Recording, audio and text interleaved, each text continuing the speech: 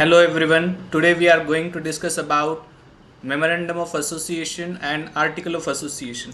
तो आज हम इसके बारे में बात करने जा रहे हैं कि मेमोरेंडम ऑफ एसोसिएशन क्या होता है और आर्टिकल ऑफ एसोसिएशन क्या होता है।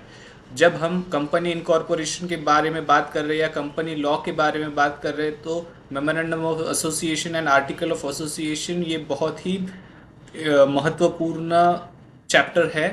सो मेमोरेंडम ऑफ एसोसिएशन जो है वो सेक्शन 4 सब सेक्शन 1 में दिया गया है। बहुत बार लोगों को लगता है कि what is memorandum of association. So it is considered as an one of the important document for the company. सो ये जो मेमोरेंडम ऑफ एसोसिएशन होता है इसे हम कंपनी का कॉन्स्टिट्यूशन भी बोल सकते हैं, जिसमें नेम ऑफ द कंपनी होता है, कहाँ पे रजिस्टर्ड है, उसके ऑब्जेक्ट क्या है कंपनी के, क्यों कंपनी चालू की है, ये सारी बातें मेमोरेंडम ऑफ एसोसिएशन में लिखी जाती है। देन लाइबिलिटी ऑफ मेंबर क्या हो सकता है, लिमिटेड बाय गारंटी है या लिमिटेड बाय शेयर्स है, ये सारी चीज़ें मेमोरेंडम ऑफ एसोसिएशन में लिखी जाती है।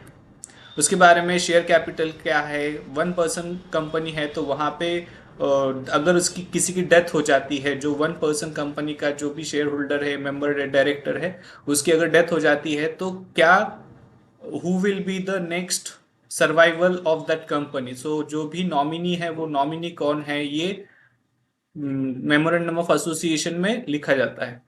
उसके बाद में जैसे हमने बताया है कि ये सारी चीजें जो है क्या लगेगी या कहाँ पे है, so that is specified under the schedule 1 A B C D and E। So you can refer that as well. उसके बाद में हम आते हैं डॉक्ट्रिन ऑफ अल्ट्रा वायरस पे। जब भी हम मेमोरेंडम ऑफ एसोसिएशन या आर्टिकल ऑफ एसोसिएशन के बारे में बात करते हैं तो ये चीज सबसे ज्यादा हमें ध्यान रखनी पड़ेगी कि जो भी लॉज है, कंपनी लॉज है, उसके अगेंस्ट में आपका मेमोरेंडम ऑफ एसोसिएशन या आर्टिकल ऑफ एसोसिएशन नहीं होना चाहिए। अगर वो होता है so that is considered as an doctrine of ultra vires. Doctrine of ultra vires मतलब जो भी हम कंपनी लॉ के बारे में बात कर रहे हैं तो that memorandum of association and article of association should be as per the company law. वो कंपनी लॉ के विरोध में नहीं होना चाहिए। सो अगर वो है सो वो अल्ट्रा वायरस कहलाता है और वो लीगल पॉइंट ऑफ व्यू से उसे नहीं देखा जाएगा। जैसे कि हमने अभी ये सारी चीजें डिस्कस की, यही सारी चीजें इस पीपीटी में भी आपको दिखने को मिलेगी। उसके बाद में हम बात करते हैं आर्टिकल ऑफ एसोसिएशन के बारे में।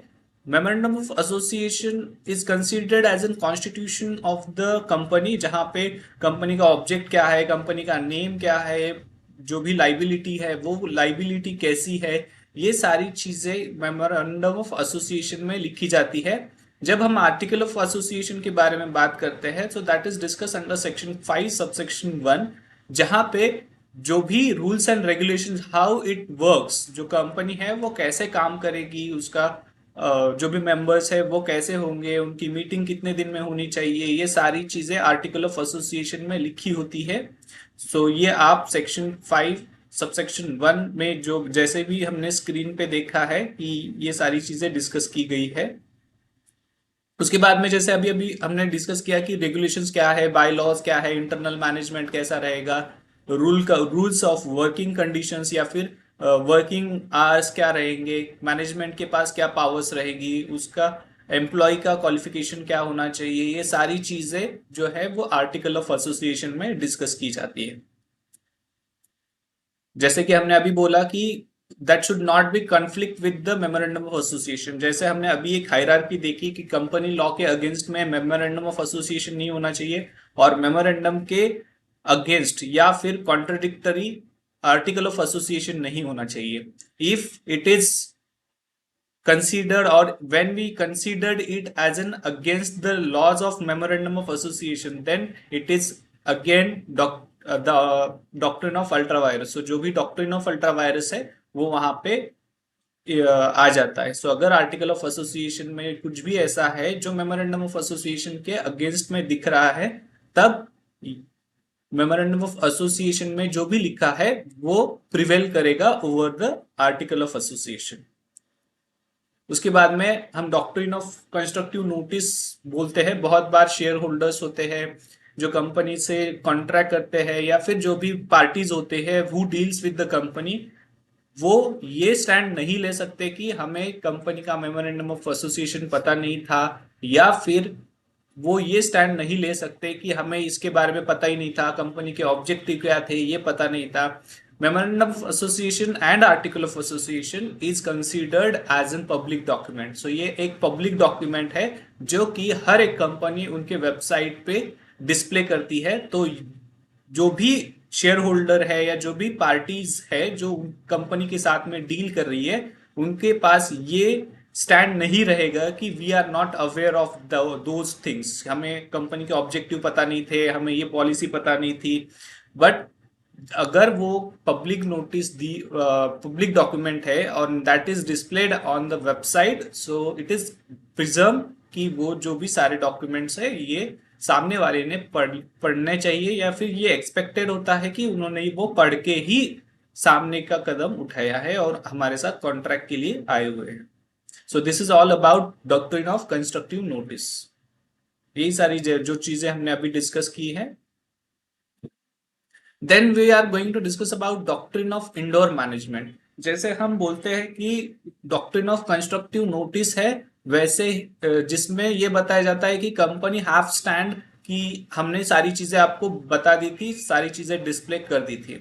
On the contrary, doctrine of indoor management ये होता है कि कंपनी के अंदर क्या चल रहा है ये बहुत बार लोगों को बाहर पता नहीं होता है। Then they can take the benefit of doctrine of indoor management, and this doctrine has come up from one of the landmark case, and which is known as Royal British Bank versus